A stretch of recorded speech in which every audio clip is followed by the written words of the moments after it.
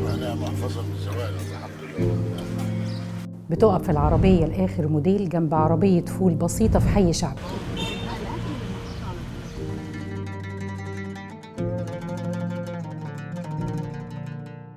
ينزل منها شخص غني يقف وسط الناس الطيبين ويطلب واحد فول بالزيت الحار وطحينة زيادة وطبق بتنجان، ياكل ويشرب من كوز مية بلاستيك ويغسل ايده بشوية مية من غير صابون وينشف ايده بورق جورنان قديم. ايه السر وايه الحكاية؟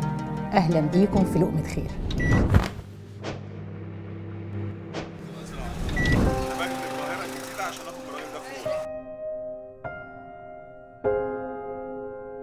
السر في الروح مش في اللقمة، السر في الرضا اللي خلى طبق الفول على العربية أحلى من طبق الفول في أحلى المطاعم. السر في الناس، الغني فيهم والفقير. السر في كمال وجمال خلق الله. بس عشان خاطر مصر. ايوه عشان خاطر مصر بس.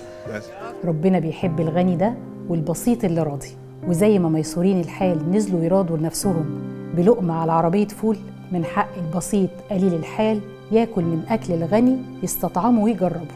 فلو ربنا موسع عليك خليهم ياكلوا من الأكل اللي نفسهم فيه، من الأكل اللي بناكله في بيوتنا وفي خروجاتنا. جرب ومش هتبطل تعمل لقمة خير. باختصار الموضوع مش هيبقى بمزاجك، هتبقى روحك اللي بتاخدك ليه، وهيفضل شعار لقمة خير. صدقني لو مش عايز حاجة ربنا هيديك كل حاجة.